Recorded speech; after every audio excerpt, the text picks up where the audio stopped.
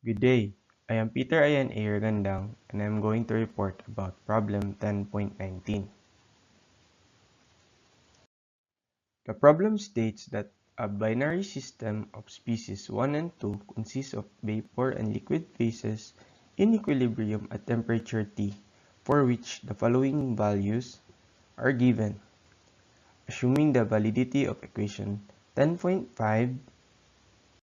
for what range of values of the overall mole fraction Z1 can this two-phase system exist with a liquid mole fraction X1 equal to 0.65?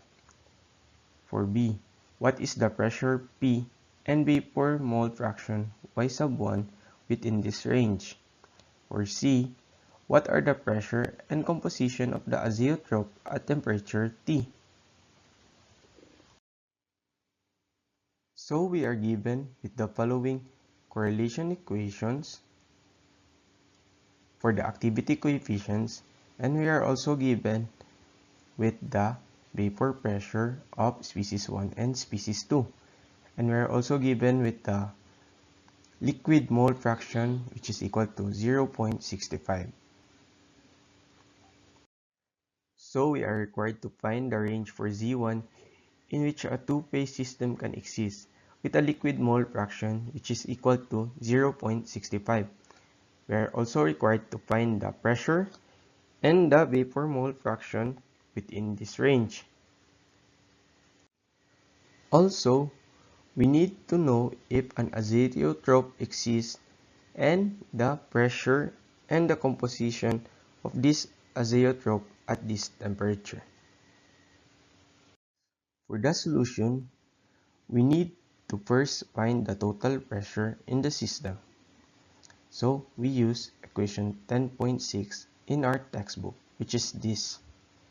So from the given, we know that the liquid phase composition of species 1 is equal to 0.65, and knowing that the liquid phase composition of species 1 and species 2 is equal to 1, we know then that the value of the liquid phase composition of species 2 is equal to 0.35. Also, by manipulating the given correlation equations for the activity coefficients, we can obtain the formula for finding our activity coefficients, which is this. And also, we were given with the vapor pressure for species 1 and species 2. Plugging in the set given values in equation 10.6, we can obtain that the total equilibrium pressure in our system is equal to 1.67125 bar. We can now then solve for the vapor mole fraction of species 1 using equation 10.5 or the modified Reynolds law. From this, we can manipulate the formula so that we can find the vapor mole fraction of species 1. Knowing that we solved the pressure and knowing that these are given values, substituting into the formula, we can obtain that the vapor mole fraction of species 1 is equal to 0.60125. Before we can find the range of overall mole fraction Z1 in which a two-phase system can exist with a liquid mole fraction which is equal to 0.65, first we need to have material balance. So we consider a system containing total of 1 mole. So from this equation, we consider a 1 mole basis. So F is equal to 1. So this is what we have here. So 1 is equal to L plus B, where L represents the liquid moles and B represents the vapor moles. Since we are interested with the overall mole fraction Z1, we will have a material balance for species 1. And this is the material balance equation. Knowing that F is equal to 1 here, so F is eliminated, or the left hand side is just equal to the overall mole fraction Z1. And for simplification purposes, we can eliminate L by using this equation, and we can have that L is equal to 1 minus B. Substituting this into our formula here, we can have that Z1 is equal to X sub 1 plus B multiplied to the quantity of Y sub 1 minus X sub 1. So from the equation obtained, we can see that Z1 is dependent on B, where B values is between 0 to 1. Since we know that 1 is equal to L plus B, and when L is equal to 0, B is equal to 1. And when L is equal to 1, B is equal to 0. That is why the B values is between 0 to 1. So we know that in the given, X sub 1 is equal to 0.65, and we solve for the B per mole fraction of Y sub 1, which is equal to 0.60125. And plugging these values into our equation, and when B is equal to 0, we can solve that Z1 is equal to 0.65, and when B is equal to 1, Z sub 1 is equal to 0.60125. So we can conclude that at pressure which is equal to 1.67125 bar, a two-phase system can exist in the range of the values of Z1 from 0.65 to 0.60125 with a liquid mole fraction of 0.65. As we were solving for the range in A, we were able to find the pressure and the vapor mole fraction that exists within this range.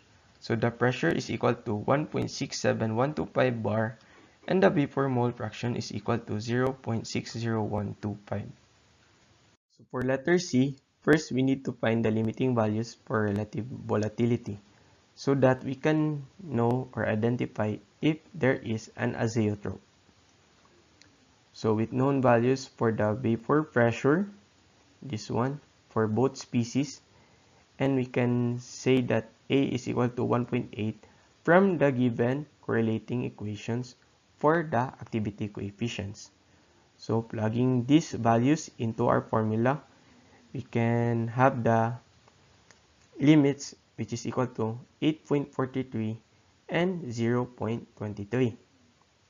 So for an azeotrope to exist, the relative volatility value should be equal to 1.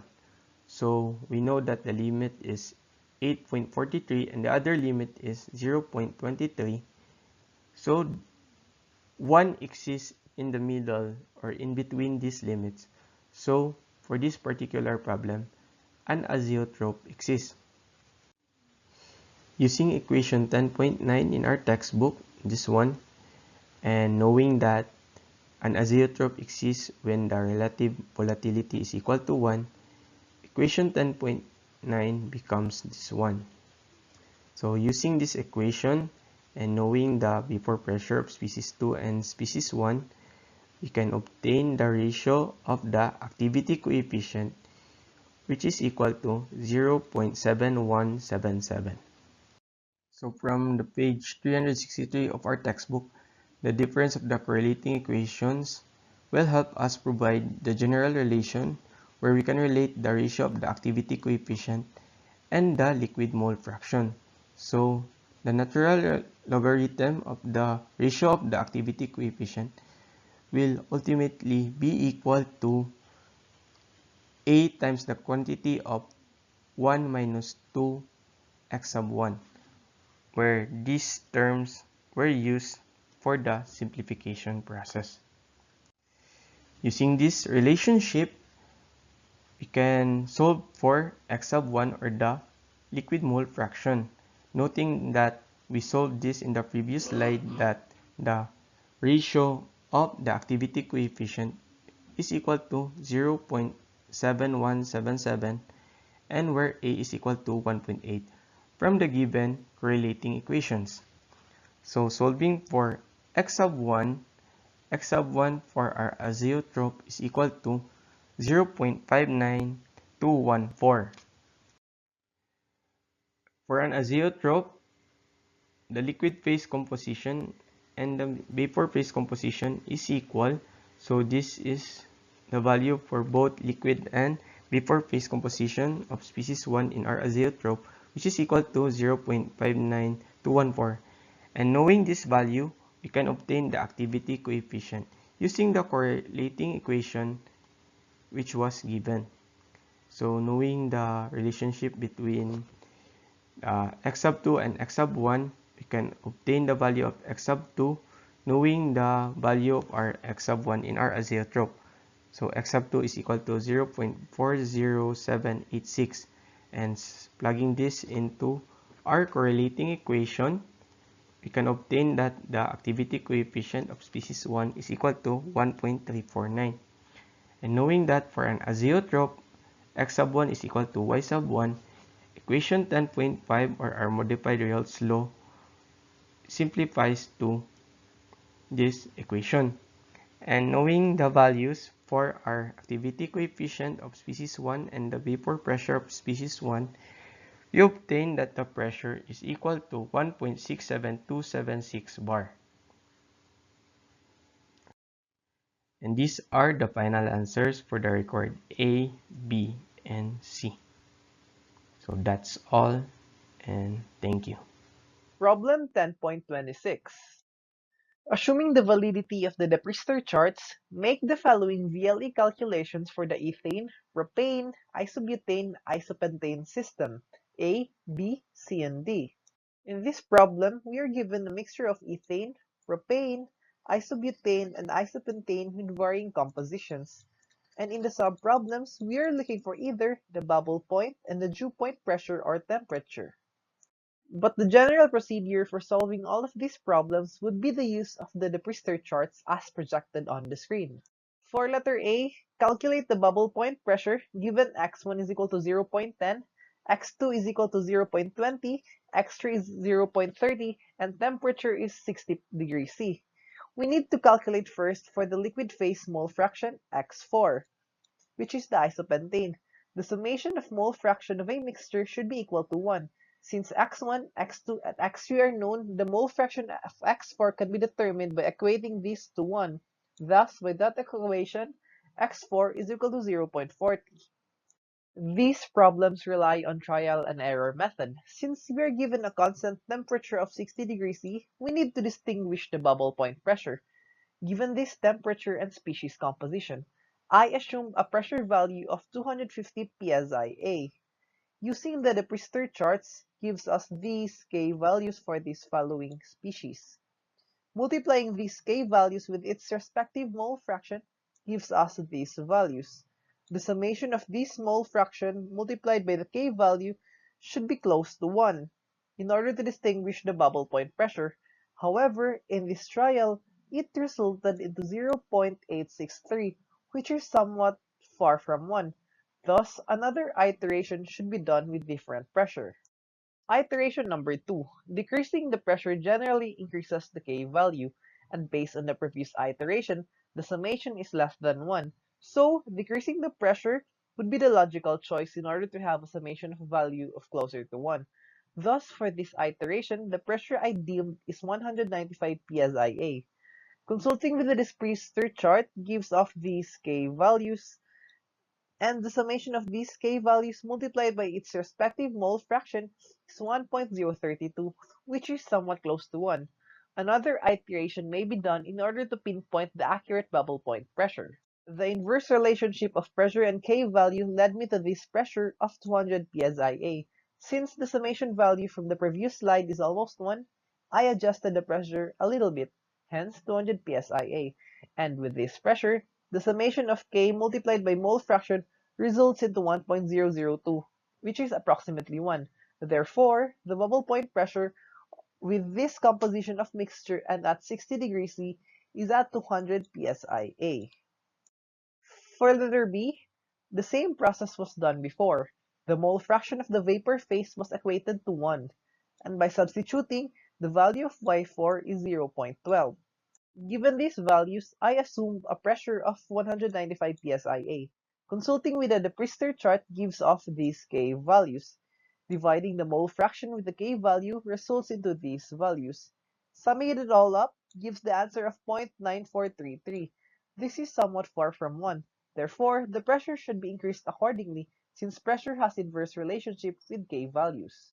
For the second iteration, I assume a pressure of 210 psia. Through the Priester chart, the K value are as follows. Dividing the vapor phase mole fraction with its respective K value resulted into these values. Summing it all up gives us 1.006, or maybe approximated to 1. Thus, the dew point pressure with this composition and temperature of 60 degrees C is 210 psia.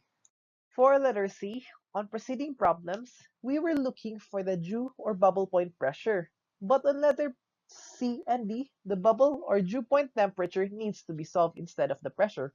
Hence, we are given a constant pressure. So for this problem, the pressure is 15 bar. Determining the value of x4 should be done first. Similar method was used from the preceding problem.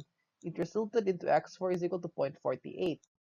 For the first iteration, I assumed a temperature of 140 Fahrenheit. Looking at the Priester chart, it produced these K values. Multiplying these with their respective mole fraction resulted into these values. With summing it all up, it resulted into 0.9712, which is almost close to 1. Since temperature has direct relationship with K values, the temperature for the next iteration should be increased. Therefore, I assume a temperature of 150 Fahrenheit.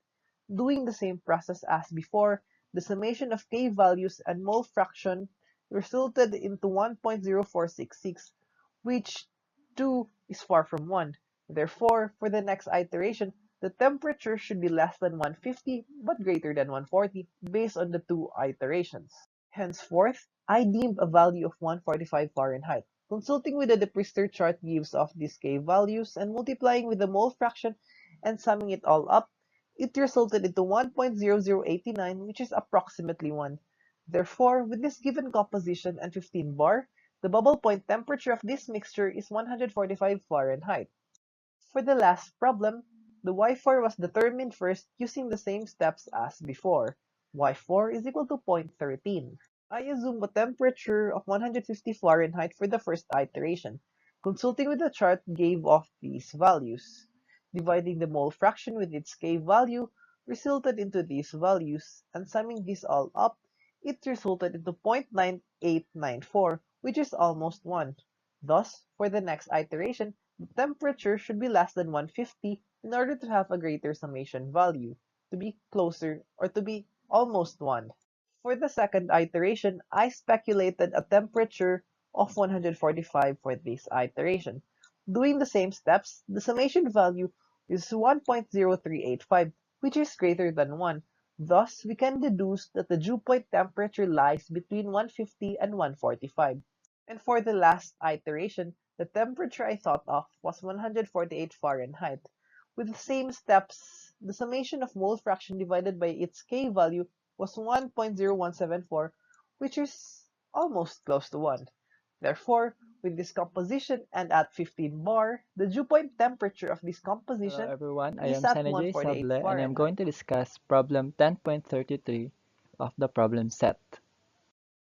Here is the problem. You can pause this part to read the problem. Now we have here the schematic diagram for the problem. Here we have an evaporator or the distillation column, the top tray, and the condenser. So for the given, let A be N-butane and B N-pentane. So the problem stated that on the top tray, the liquid phase is at equimolar condition. So we know XA and XB. We also know the pressures of the distillation column and the condenser. And we know that the vapor will condense 50% of its composition. So for the required, we are tasked to um, look for the temperature in the top tray and also the temperature and composition of the vapor leaving the condenser. So here are the assumptions used. So for the solution for letter A, since pressure and composition of the liquid phase is known, we use trial and error method to solve for the temperature. Using equation 10.10, we then use the Priester chart and assume the temperature. So for temperature at 70 degrees Fahrenheit, we get a Ka of 1.4 and Kb of 0.4. So solving for Ya and Yb, we get 0.7 and 0.2 respectively. Adding these two, we get 0.9. However, 0.9 is not equal to 1, so we assume another temperature. So for temperature at 80 degrees Fahrenheit, we have a Ka of 1.7 and a Kb of 0.48. Solving again for Ya and Yb, we get 0.85 and 0.24 respectively. Adding these two, we get 1.09. Since 1.09 is close to 1 with percent error or percent difference of 9%, we accept this answer and the temperature at the top tray is 80 degrees Fahrenheit. However, we can further solve for the or assume another temperature to get a value closer to 1. So for part B, for the feed of the condenser, we know that the vapor from the top tray goes to the condenser, and since we know its composition, we have solved that earlier, this is the overall composition of the feed. Um, We also know that a vapor will condense 50% of its composition, so we know that L is equal to 0.5. And then from material balance, we know that the liquid and the vapor, the overall liquid and the vapor is just equal to 1. So if we plug in the values, we get a vapor composition of 0.5. Using the Priester chart and equation 10.16, we again assume for temperatures to get the composition of the vapor phase. So for temperature at 60 degrees Fahrenheit, we get a Ka of 1.2 and a Kb of 0.3. Solving for Ya and Yb, we get 0.927 and 0.111. Respectively. So if we add these two numbers, we get 1.038. However, this is not equal to 1, so we assume another temperature. So assuming temperature is equal to 57 degrees Fahrenheit, we get a Ka of 1.1 and a Kb of 0.29. Solving again for the Ya and Yb, we get 0.89 and 0.108 respectively. Adding these two numbers, we get a Y value of 0.998. Since, since 0.998 is approximately 1 with percent error of 0.2%, we accept this answer. Thus, the temperature of the vapor that comes out of the condenser is 57 degrees Fahrenheit. Now we use equation 10.10 to compute the composition of the liquid phase of the product that comes out of the condenser. So using equation 10.10, we compute for XA and XB. XA is equal to 0.8 and XB is equal to 0.372. So this is the composition of the vapor that leaves the condenser.